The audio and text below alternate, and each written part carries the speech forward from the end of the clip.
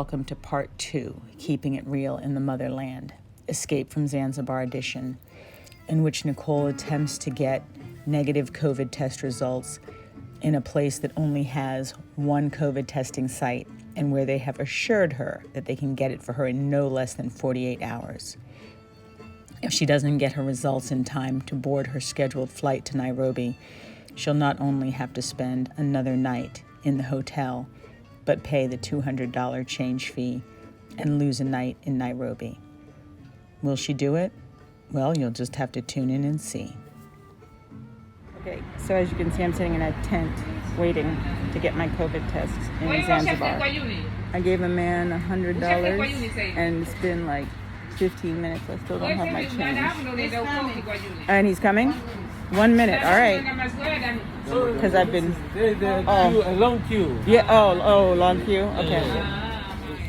Okay, so now I'm sitting in the car park outside of the bank where Hassan, the gentleman who's driving me, has gone to exchange some Ethiopian birr for Tanzanian shillings because I want to buy some stuff.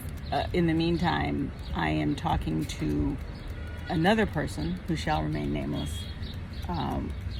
to see what we can do about getting these COVID results that I hope are going to be legit. This video might not ever make it to air. One, because I'm in a Tanzanian or Zanzibarian jail, or two, because I don't want it to be out there because it could be used as evidence against me. Okay, I am now, seem to be in the seamy underworld of bribery and greasing palms to get out of Zanzibar. Not that it's not a lovely place. I mean, it's very lovely, but I don't know. Did they purposely not tell me that I needed to get these results, get this test done 48 hours ahead of time? I don't know. Maybe this is expected, you know?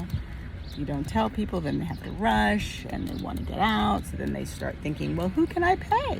You can pay me.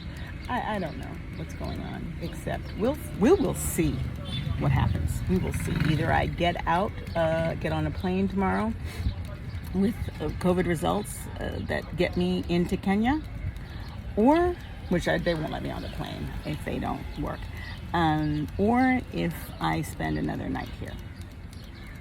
And then I'm not going to extend my time in Kenya. I would just have to be there one night, if I can even get a flight, which would also cost me to change the flight. So let's just hope that I leave tomorrow, because I cannot afford all of these changes. Okay, over and out. I might have to do a more coherent video later. So I'm sitting in the car in the parking area outside the bank, waiting for my driver Hassan to come back with some Tanzanian shillings for Ethiopian birr. Looks like the exchange rate for birr to Tanzanian shillings is very similar for US dollars to birr. It's like a 1 to 50, so that's pretty good. Anyway, I think what am I sitting under? It looks like a Ponciana tree. I'm not really sure, but it's lovely for shade. So yes, this lady came and put a ticket on the car after we parked. I was like, excuse me, hello, what is that for? No idea. But, and in between time, I am trying to leave Zanzibar tomorrow. Not because it's not lovely, but just because that's what was planned, and I did not find out. So this seems to be a theme or a pattern of people who do this all the time, not telling me stuff like, oh, by the way, you have to get the PCR test, and by the way, it takes 48 to 72 hours here, versus like in Addis, which I could get one for 24 hours. That was kind of the norm. And then if you wanted, you could even get one for within 8 hours, which is amazing. And is that legit? I don't know. But I know now that yesterday the lady in Nairobi said, and you know you need a negative COVID PCR test. And I was like, okay. lady at Zanzibar Pearl, you know, you knew when I was leaving, because when I told other people, I was like, but you knew when I was leaving. They were like, oh, we didn't know when you were leaving. Yet the lady who made the reservation certainly should have known that I was supposed to be flying out tomorrow at 2:50. So right now I am, let's say, how do I put this? Working with some people to see if we can't get that result sooner. So hopefully, I'm gonna be able to post this video. I probably only post it after I'm safely out of Zanzibar. Otherwise, it could be looked at as evidence in locked up abroad trial. Okay, wish me luck. This is all part of the African adventure, right? African travel adventure. Like, let's see if Nicole can get from one country to the next with all her documentation, because that's the only way they're gonna let you anywhere. Even though I have a COVID vaccination, which means absolutely zero in Africa, at least in this part I'm in, because nobody else is vaccinated. So all they care about is show us a negative COVID test. The fact that you've been tested 50 million times and that you haven't vaccination doesn't really mean a whole lot. Does it sound like I'm complaining? It's probably just because I'm bloody confused. Anyway, over and out, and I'll leave you with a scene of some gentlemen enjoying the shade over there again as I wait for Hassan to bring me some Tanzanian shillings. Okay. So Hassan and I just leaving the market where he was quiet at first. You know what the name of the market? What is the name of the market? What's the market? What is the name of it? This one? Yeah. Marikit. Marikit. Yeah. Okay, Marikit.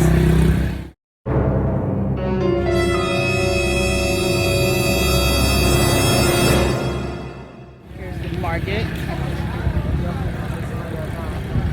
Which is pretty amazing. And anyway, so we went in here. Oh, I'm about to get run over. Hassan's not going to get run over, but I am. And then we're heading back to the hotel after a long day of COVID testing, bribing people, negotiating. Hassan was quiet at first, and then I told him he needs to be more aggressive if he's going to work with me.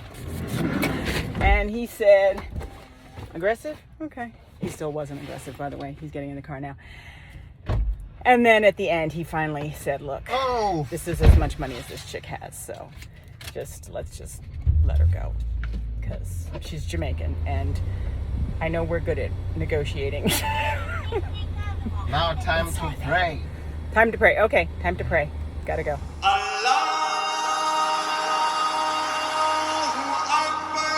Well, I wanted an African adventure, and I would say I am having that. Between not getting information on time, between just my general ignorance and the continent, I'm having some challenges, but also having a good time. Just leaving the market where Hassan, the young man who's driving me today, cool breeze, thank you, Jesus. We just went to the market to buy some cloth. I wanted to get some kanga, and I really didn't have another time to souvenir shop.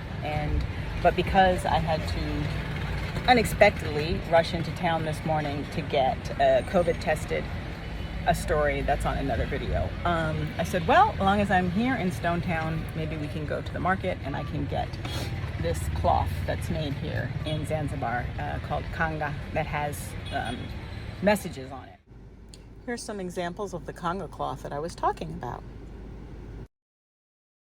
I was told that this was from my guide the other day, that the messages sometimes when there are many wives, because they do have polygamy here, when there are many wives, they might kind of send some subtle messages to each other, which she explained to me is that the Zanzibari people that they like to fight, but they don't like to fight. And I said, oh, we have that at home. That's called passive aggressive.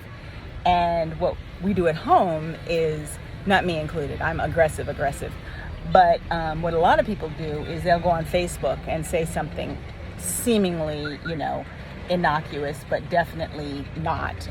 Like, you think you can trust some people, but, and then whoever that person is they're talking about is supposed to read that, and then they're supposed to say something back, I guess. I don't know. But here instead they do it with this conga cloth. So it might be like, mind your business, right? And then, but it wouldn't be said like that. It'd be like, keep your own yard, not other people's, or whatever. And then the other wife, who maybe that was directed to, might be like, she who lives in glass houses should not throw stones, okay? So, it's a little way of sending that. Now, all of them are not like that. There are also messages like, trusting God and whatever, positive things. But I guess you could take any message and apply it. Anyway, that's not the point. The point is I wanted this conga cloth. So after COVID test, I said, Hassan, let's go to the market and get that. And I was ready to bargain. Anyway, I asked him how much he thought I should change. I'm going to just jump in here because at this point I go off on a tangent about bargaining in the bazaar and my experience there. Now, while that was a part of the African experience, it's not the aspect that I'm trying to talk about it in this video. So I'm going to return you to our regularly scheduled program where the question is, will I or will I not get my COVID results in time to board my scheduled flight out of Zanzibar? But my goodness, what an experience. I have to make a second video because this is getting too long to tell you about this market and to show it to you at the same time. Bye. So this is a view of the market from the parking lot. This beautiful market I was just talking about, where all sorts of things can be purchased. Very fresh fruits and vegetables. Not so fresh meat and fish. Even to the point, it's hard to see. I should maybe get out of the car. I'm too hot. Even to the point where I saw today they had some like not freeze dried, but like cured octopus.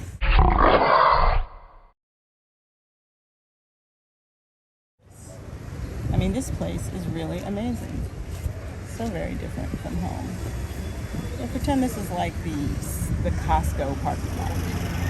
This is like Costco in terms of the size of it, but you don't buy stuff in big bulk, and it's like fresh off the vine, out the sea or out of the field, as you can see. Anyway, I am waiting here right now for Hassan, the driver, young man who brought me to Stonetown today. We stopped, we got my COVID test, we did some shopping for these conga cloth, which I talked about in the previous video, and then he said, oh, time to pray.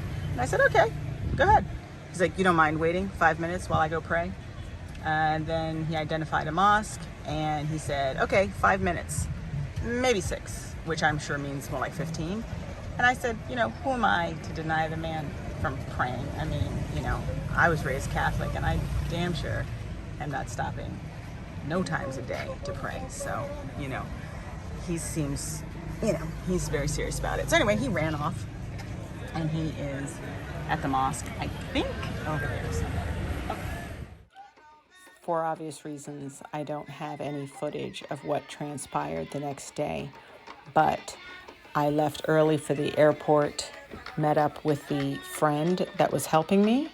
I got my COVID results, which, by the way, thank God, were negative, and was able to get to the airport and board my flight in time to sail off into the Great Blue Yonder on my way to Nairobi, Kenya, where hopefully you will be joining me on the next leg of my African adventure.